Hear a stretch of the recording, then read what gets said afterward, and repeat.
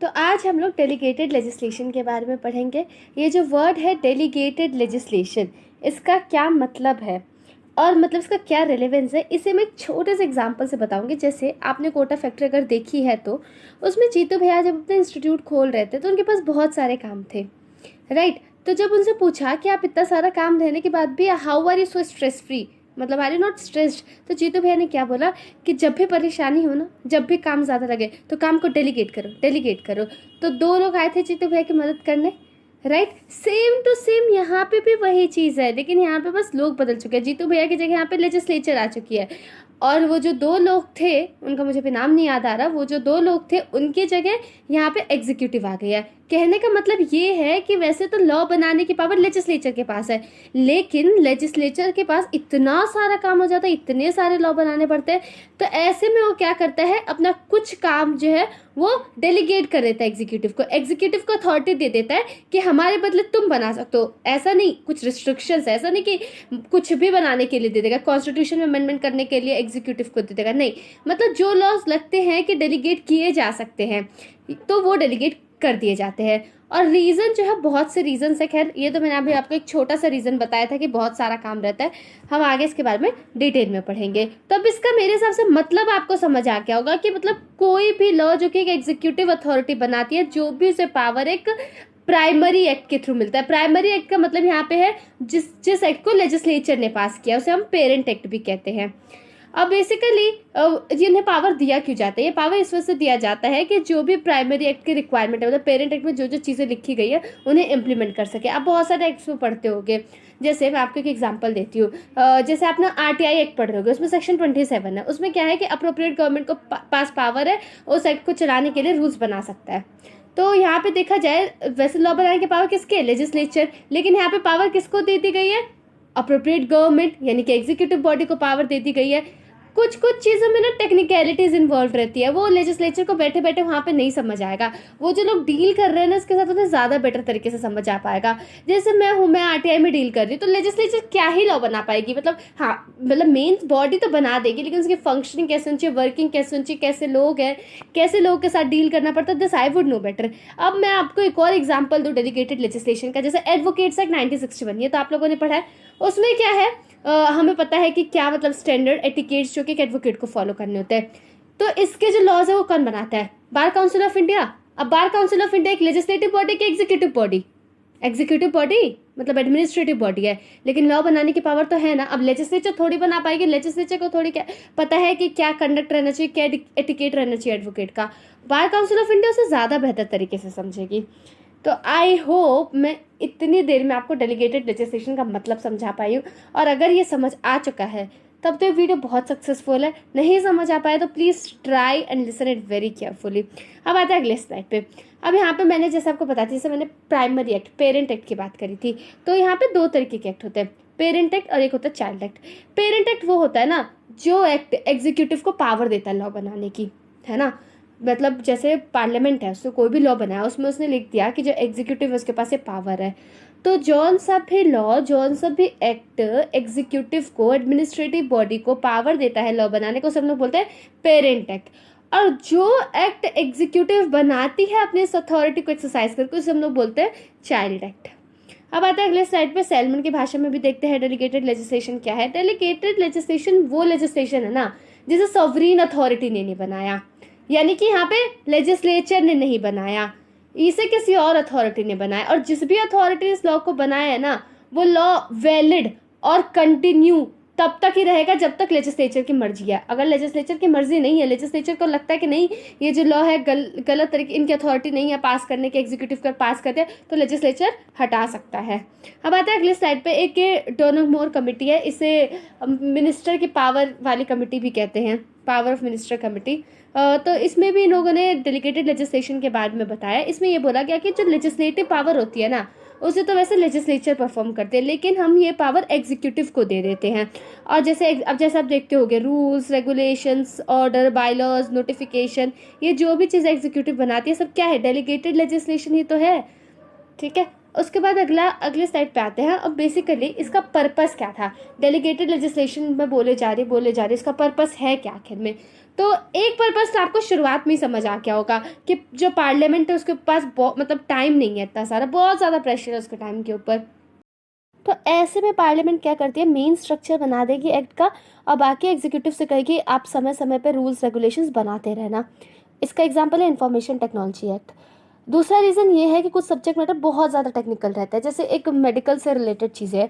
अब एक बात बताओ, मेडिकल प्रोफेशनल ज़्यादा बेहतर समझेगा कि एक पार्लियामेंट का इंसान। तीसरा रीज़न ये है कि कभी कभी बहुत ज़्यादा अनफोर्सिन सिचुएशंस आ जाते हैं, मतलब ऐसे सिचुएशन जिसके बारे में सोचा ना हो, तो तुरंत हमें एक्शन लेने की ज़रूरत पड़ती है। तो हम इंतज़ार नहीं कर सकते कब पार्लियामेंट बैठेगी, कब लॉ पास होगा। जैसे कि एक एग्जांपल है टेररिस्ट एक्टिविटी। अब अगली स्लाइड में देखते हैं, जैसे ट्रैफिक प्रॉब्लम्स होती है, तो अब ट्रैफिक प्रॉब्लम जो है ट्रैफिक पुलिस से डील करते हैं वो ज़्यादा बेहतर तरीके से समझते हैं, राइट। तो मतलब वो एक्सपेरिमेंट कर सकते हैं कि हम ऐसा करेंगे तो ट्रैफिक इशू सॉल्व होगा। तो ऐसे में पार्लियामेंट को क्या पता चलेगा। तो इस वजह से हम जो है पावर दे देते हैं एग्जीक्यूटिव को। उसके बाद कुछ इमरजेंसी सिचुएशंस रहती हैं जहाँ पे हमें मतलब स्टेप लेना होता है, जैसे वॉर, कोई नेचुरल कैलेमिटी आ जाती है ऐसे सिचुएशन में। फिर अगले स्लाइड पे हम और भी मैटर्स देखते हैं। ये जो मैंने आपको बातें बताई ये डोनोमोर कमेटी के हिसाब से थी, और भी रीजंस हैं डेलीगेटेड लेजिस्लेशन के। जैसे क्या होता है, अब एक कॉन्फिडेंशियल मैटर, सिक्रेसी रहती है लॉ की। अगर हम कोई लॉ रहता है ना उसे एग्जीक्यूटिव को बनाने के लिए देते हैं तो सीक्रेट रहता है। अब आप सोचोगे लॉ को भी भला सीक्रेट रखने की क्या जरूरत आ गई। देखो, पार्लियामेंट कोई भी लॉ बनाती है ना वो एकदम खुली किताब की तरह बनती है, जब बना सबने पढ़ लिया। लेकिन कुछ लॉज ऐसे होते हैं ना, मतलब बने ही इस इंटेंशन से होते हैं ना कि लोगों को पता ना चले, अब बस ऑपरेशन के टाइम पता चले।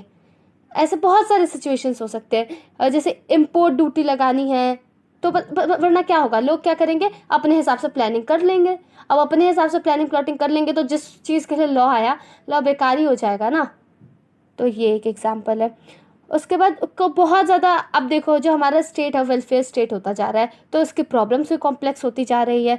तो ऐसे में सब काम लेजिस्लेचर के लिए थोड़ी कर पाएगा, एग्जीक्यूटिव के पास भी पावर है। फिर उसके बाद अगला रीज़न है फ्लेक्सिबिलिटी। अब जैसे पार्लियामेंट है हमेशा सेशन में नहीं रहता, कभी मतलब इनका जिस सेशन होगा तो ही बैठेंगे, तो उससे पहले भी तो लॉ की आवश्यकता पड़ सकती है।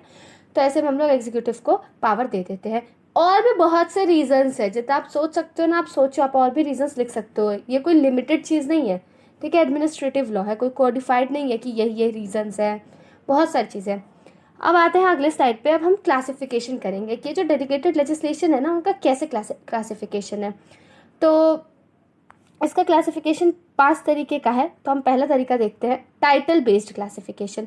अब टाइटल बेस्ड क्लासिफिकेशन के अंदर rules, regulation, bylaws, order, direction, notification, ये सब जो आते हैं एडमिनिस्ट्रेटिव अथॉरिटी मतलब एग्जीक्यूटिव पास करती है, उसे हम लोग बोलते हैं टाइटल बेस्ड क्लासिफिकेशन।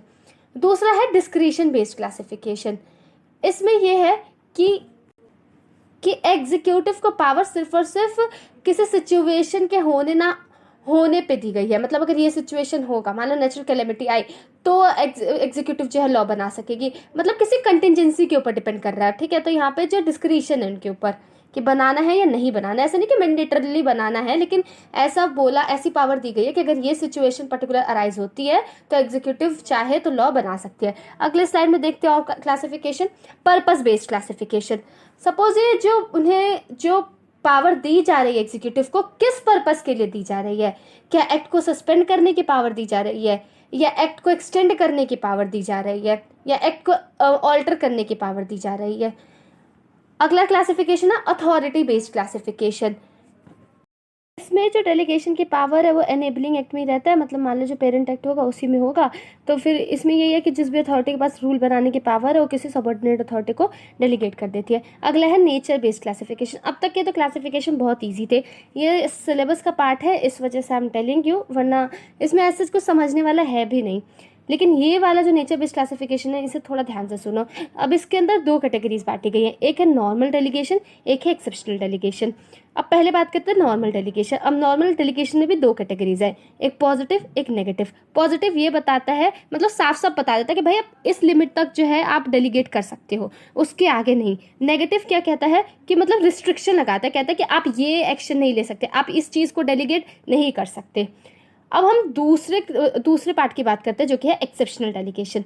इसमें ये बता, एक्सेप्शनल, देखो वर्ड सुनो, एक्सेप्शनल मतलब इसके अंदर वो चीज़ें बताई जा रही है जिसको डेलीगेट किया ही नहीं जा सकता, एकदम साफ मना है।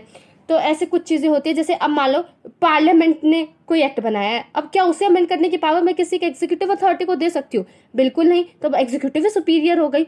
अब लॉ बनाने में भी वही इतनी छेड़खानी कर रही है। तो या फिर कोई सी भी ऐसी ऐसे मतलब पावर देना एग्जीक्यूटिव का, एग्जीक्यूटिव ऐसा कोई सा भी लॉ नहीं बना सकता जिससे कि वो कोर्ट की पावर ले ले कि भाई हमने लॉ बना दिया, कोर्ट का कोई इस पर जुडिशियल रिव्यू नहीं चलेगा। ऐसे कैसे नहीं चलेगा? तो ये कुछ चीज़ें हैं। अब आते हैं, हम देखते हैं कॉन्स्टिट्यूशनैलिटी कि क्या ये जो डेलीगेटेड लेजिस्लेशन है ये कॉन्स्टिट्यूशनल है भी या नहीं, क्या हमारे कॉन्स्टिट्यूशन में कहीं पे लिखा है? तो अगर हम लोग इंडिया के आज़ादी से पहले की बात करें, जो कि मैंने यहाँ पे साइड में मेंशन नहीं किया है और ज़रूरत भी नहीं है, तो उसमें कुछ केसेस थे जहाँ पे मतलब उस टाइम की गवर्नमेंट ने ये हेल्ड किया कि हाँ डेलीगेटेड लेजिस्लेशन अलाउड है। लेकिन अब हम इंडिपेंडेंस के बाद की बात करते हैं, तो अगर हम कॉन्स्टिट्यूशन में देखो तो कहीं पे भी ऐसा नहीं लिखा गया है साफ साफ कि जो है हम मतलब डेलीगेटेड लेजिस्लेशन को जो है इंडियन कॉन्स्टिट्यूशन सपोर्ट करता है। अब तो हम डेलीगेट करें तो करें कैसे? हाँ, डेलीगेट ऐसे कर सकते हैं जो एक्सप्रेस प्रोविजन है कॉन्स्टिट्यूशन के उनको ध्यान में रखा जा सकता है। अब जैसे कॉन्स्टिट्यूशनैलिटी पढ़नी है ना, उसके लिए सबसे इम्पॉर्टेंट एक केस लॉ है। मतलब इस केस लॉ को बाइबल माना जाता है और सुप्रीम कोर्ट का सबसे पहला लैंडमार्क जजमेंट भी यही है। इस केस का नाम है रे दिल्ली लॉज एक्ट। 7 जज की बेंच बैठी थी उस टाइम। इसमें ये कुछ बातें मतलब कोर्ट ने बोली। कोर्ट ने ये बोला कि जो पार्लियामेंट है अपनी जगह अपनी पावर को डेलीगेट करके अपनी जगह कोई और एक पैरेलल अथॉरिटी नहीं क्रिएट कर सकता। ऐसे आपके मोबाइल में पैरेलल सिस्टम होगा, पैरेलल व्हाट्सएप ऐसे से, तो ऐसा पार्लियामेंट नहीं कर सकता। पार्लियामेंट पार्लियामेंट ही रहेगा। जो कुछ एसेंशियल फंक्शंस है पार्लियामेंट के, जैसे मान लो कॉन्स्टिट्यूशन को अमेंड करना, ऐसे कुछ एसेंशियल फंक्शंस वो डेलीगेट नहीं कर सकता। और इंडिया जो है वो सेपरेशन ऑफ पावर को थोड़ी फॉलो करता है कि हम एकदम स्ट्रिक्ट सेपरेशन ऑफ पावर को फॉलो करते हैं। हाँ, हम फॉलो करते हैं, लेकिन हमारा माना जाता है कि थोड़ा सा फ्यूजन ऑफ पावर भी है। तो हम स्ट्रिक्ट सेपरेशन ऑफ पावर को फॉलो नहीं करते, तो डेफिनेटली हम लोग पावर डेलीगेट कर सकते हैं। हाँ, यूएस में ऐसा है कि वो लोग सेपरेशन ऑफ पावर फॉलो करते हैं। तो वो लोग क्या करेंगे, आर्टिकल 1, 2, 3 का शुरुआत में ही कह देता है कि एग्जीक्यूटिव की पावर प्रेसिडेंट के पास है और लेजिस्लेटिव की पावर लेजिस्लेचर, और ऐसे करके लोग साफ साफ 3 बॉडीज में पावर बांट दिए हैं। वो लोग सेपरेशन ऑफ पावर फॉलो करते हैं, लेकिन हमारे में सेपरेशन ऑफ पावर नहीं है। तो हम लोग एक इंसान का मतलब एक बॉडी का काम दूसरे बॉडी को भी दे सकते हैं, लेकिन एक लिमिट के साथ दे सकते हैं। उसके बाद एक मैक्सिम है डेलीगेटस नॉन पोटेस डेलीगेयर। इसमें बोला गया है कि जिसको ऑलरेडी काम डेलीगेट किया गया है, मतलब जो एक ऑलरेडी एक इंसान एजेंट है, वो अपना काम फर्दर डेलीगेट नहीं कर सकता। इस लीगल मैक्सिम का मतलब ये है। अब इस मैक्सिम को मैंने यहाँ पे इस वजह से बताया, इसका थोड़ा सा रिलेवेंस जो है अमेरिकन कॉन्स्टिट्यूशन से है। अमेरिका में ऐसा माना जाता है कि जो लेजिस्लेचर है वो क्या है, उसे जो है कॉन्स्टिट्यूशन ने एक एजेंट की तरह काम डेलीगेट किया है। तो अब वो खुद एक एजेंट है, तो वो आगे किसी और को अपना काम कैसे डेलीगेट कर सकता है? लेकिन इंडिया में हम लोग पार्लियामेंट को किसी का एजेंट नहीं समझते। हमारे यहाँ पार्लियामेंट सुप्रीम अथॉरिटी है, तो पार्लियामेंट चाहे तो अपना काम जो है किसी और को डेलीगेट कर सकते, क्योंकि वो एक एजेंट थोड़ी है। ये कुछ बातें हैं जो कि कॉन्स्टिट्यूशनलिटी से रिलेटेड, आप ये सारे पॉइंट्स मेंशन कर सकते हो। अब मैंने बाकी जो अगली 2 स्लाइड्स है उसके अंदर मैंने यूएस की पोजीशन लिख दी है और यूके की पोजीशन लिख दी है। यूके की बात करें तो यूके में ये लोग फ्यूजन ऑफ पावर फॉलो करते हैं, तो उसमें तो साफ साफ ही एक्ट में लिखा रहता है कि इतना मतलब इतनी पावर आप डेलीगेट कर सकते हैं। अब अगले स्लाइड पे आते हैं। यहाँ पे हम लोग देखेंगे कि अब हमें पता कैसे करें। सपोज हम मान लो कोई डेलीगेटेड लेजिस्लेशन पास हो गया है, अब मैं उसे पता कैसे कर सकती हूँ कि कॉन्स्टिट्यूशनली वैलिड है या नहीं है? तो इसके लिए भी हमारे पास एक केस था, Indian oil corporation versus municipal corporation. इसमें ये बोला गया कि हम लोग पहले ये चेक करेंगे कि जो डेलीगेटेड लेजिस्लेशन पास हुआ है क्या ये पेरेंट एक्ट के साथ कंसिस्टेंट है, ये रीजनेबल है, या जो भी लिमिट थी डेलीगेशन की, जो भी लक्ष्मण रेखा डिसाइड करी गई थी उसे तो नहीं एक्सीड कर रही है। और उसके बाद फिर क्या कहते हैं कि कैसे उन्हें पावर डेलीगेट करी थी और जो लॉ पास किया है क्या उसमें कोई रिलेवेंस है। उसके बाद फिर ये देखा जाएगा कि कहीं पब्लिक इंटरेस्ट का तो वायलेशन नहीं हो रहा। ये हो गया। अब आते हैं अगले स्लाइड पे। देखो, अगर हम इतनी सारी पावर एग्जीक्यूटिव को दे देंगे तो एग्जीक्यूटिव को तानाशाह बनते देर लगेगी क्या? नहीं ना। तो इस वजह से तीनों बॉडीज उस पर कंट्रोल एक्सरसाइज करती हैं। तो पहला हम लोग देखते हैं पार्लियामेंट्री कंट्रोल। अब इसमें ना 2 लेवल पे कंट्रोल एक्सरसाइज होता है। एक होता है इनिशियल स्टेज, दूसरा होता है डायरेक्ट एंड इनडायरेक्ट स्टेज। तो इनिशियल स्टेज पे क्या होता है, इसमें बस शुरुआत बस यही देखना है कि मतलब कितना पावर डेलीगेट किया जाएगा और जो डेलीगेशन की पावर है यहाँ पे वैलिड है या नहीं है। अब आता है अगले स्लाइड पे। यहाँ पे अभी जो डायरेक्ट कंट्रोल है ना, इसे भी 2 हिस्सों में बांटा गया है। एक तो है जनरल, एक है स्पेशल। जनरल में क्या है, वही डिबेट होगा, क्वेश्चन रेज किए जाएंगे, नोटिसेस, रेजोल्यूशन मूव किया जाएगा। अब स्पेशल में क्या होगा, पार्लियामेंट के टेबल पे रखा जाएगा। अब ये भी 3 तरीके की होती है, इसे लेइंग बोलते हैं, मतलब जो भी एक्ट पास हो रहा है ना उसे पार्लियामेंट के टेबल पर रखा जाएगा, पार्लियामेंट के सामने पेश किया जाएगा, उसे लेइंग बोलते हैं। 3 तरीके का है, simple laying, negative laying, affirmative laying. इतना डीप में से जानने की जरूरत नहीं है। अगर जानना है तो कमेंट करना, I will make a video on it. फिर अगले स्लाइड में यहाँ पे देखते हैं इनडायरेक्ट कंट्रोल के बारे में। इनडायरेक्ट कंट्रोल में क्या है, इसमें जैसे पार्लियामेंट है उसकी बहुत सारी कमिटीज़ हैं, उसके थ्रू ये लोग इनडायरेक्ट कंट्रोल एक्सरसाइज करते हैं। कैसे, ये देखेंगे कि जो एक्ट का जनरल ऑब्जेक्ट है वो क्या है और डेलीगेटेड लेजिस्लेशन पास है वो क्या है, या फिर कहीं ये कोर्ट की तो जुरिस्डिक्शन नहीं बाहर कर रहा, या फिर ये जो एक्ट है उसका रेट्रोस्पेक्टिव तो इफेक्ट नहीं है, या फिर नेचुरल जस्टिस के प्रिंसिपल का वायलेशन तो नहीं हो रहा। रेट्रोस्पेक्टिव इफेक्ट को लेकर इतना क्यों घबराते हैं, क्योंकि मैंने आपको, अगर आपने पहले मेरी वीडियोस देखी होंगी तो रेट्रोस्पेक्टिव इफेक्ट में क्या होता है, मतलब जो एक्ट रहता है ना प्रेजेंट डेट से नहीं पास्ट की डेट से लागू होगा, तो सोचो चीज़ कितनी खतरनाक हो सकती है। फिर जुडिशियल, अगले साइड में देखते हैं जुडिशरी कैसे कंट्रोल एक्सरसाइज करती है। वो ये देखती है कहीं ये जो एक्ट है कॉन्स्टिट्यूशन के अल्ट्रा वायर्स तो नहीं है, या फिर जो एनेबलिंग एक्ट है मतलब जहाँ से पावर मिले उसके अल्ट्रा वायर्स तो नहीं है। उसके बाद अगली स्लाइड पे हम देखते हैं एग्जीक्यूटिव कैसे कंट्रोल एक्सरसाइज करती है। वही रूल्स ले डाउन करके फिर यही करेगी कि मतलब जो रूल्स है, मतलब जो भी लॉ पास कर रहे हैं डेलीगेटेड लेजिस्लेशन, उसको पहले ही पब्लिश करे, है ना। उसके बाद एक्सपर्ट अथॉरिटी से एडवाइस ले, उसका डेलीगेटेड लेजिस्लेशन को पब्लिश करे, देखे क्या व्यूज़ हैं, इन सारी चीज़ों के थ्रू हो सकता है। अब इनके पास पैरामीटर्स है चेक करने के लिए एग्जीक्यूटिव के पास। वो पैरामीटर्स क्या है अगले स्लाइड में देखते हैं। राजा बुलंद शुगर कंपनी के केस में तो सबसे पहले ये चेक किया जाता है डेलीगेटेड लेजिस्लेशन मतलब सही है या नहीं। तो पहले ये देखा जाएगा कि स्कीम क्या है जो पेरेंट एक्ट है, लेजिस्लेचर का क्या इंटेंशन था, क्या इन लोगों को पावर डेलीगेट करने का इंटेंशन था, अगर था तो कितनी पावर डेलीगेट करने का इंटेंशन था। उसके बाद कौन सा लैंग्वेज यूज हुआ है ड्राफ्ट करने के लिए, और कहीं पब्लिक को तो इनकन्वीनियंस नहीं हो रहा। अगले साइड पे देखते हैं डेलीगेटेड लेजिस्लेशन के क्या क्या फ़ायदे हैं। अब तो फ़ायदा आपको खुद ही पता लग गया होगा, एक बार वीडियो पॉज करके खुद सोचना फिर वीडियो कंटिन्यू करना। तो पार्लियामेंट का टाइम बचता है और फ्लेक्सिबिलिटी रहती है, कभी भी लॉ बनाया जा सकता है, इमरजेंसी सिचुएशन से ईजिली डील किया जा सकता है। उसके बाद फिर मतलब जिन भी लोगों को प्रॉब्लम हो रही है डायरेक्टली, हम जिसका इंटरेस्ट अफेक्ट हो रहा है डायरेक्टली उन लोगों के साथ डील करके लॉ बनाया जा सकता है। अगले स्लाइड पे यहाँ पे बहुत ज़्यादा एक्सपर्टीज़ रहती है, मैटर कॉन्फिडेंशियल रहता है, एक्सपेरिमेंट करने का मौका मिलता है, कॉम्प्लेक्स सिचुएशन को डील किया जा सकता है। अब अगले साइड पे इसके डिसएडवांटेजेस देखते हैं। ऐसा होता है पब्लिक इंटरेस्ट को इग्नोर कर दिया जाता है, ये लोग आंसरेबल तो है नहीं पब्लिक को, तो कुछ भी करे। उसके बाद फिर क्या कहते हैं कि लेजिस्लेचर जो है अगर वो सही से मतलब देखेगी नहीं ना तो डेस्पोटिज्म क्रिएट हो सकता है। फिर कभी कभी बहुत ज़्यादा टेक्निकलिटी हो जाती है, एक लेमैन के लिए लॉ समझना बहुत मशक्क़त का काम हो जाता है। उसके बाद इतनी फ्लेक्सिबिलिटी होने की वजह से बहुत ज़्यादा कन्फ्यूजन क्रिएट हो सकती है। अगले साइड में और डिसएडवांटेजेस देखते हैं। सेपरेशन ऑफ पावर का वायलेशन हो रहा है, बिल्कुल लेजिस्लेचर का काम कोई और बॉडी कर रही है। उसके बाद एक तरीके से अनडेमोक्रेटिक प्रोसीजर है, क्योंकि जो लॉ बनाने की पावर किसके पास है, लेजिस्लेचर के पास है। उसके बाद फिर यहाँ पे है कि मतलब कलेक्टिवली काम नहीं हो रहा है, कलेक्टिव विजडम नहीं है यहाँ पे।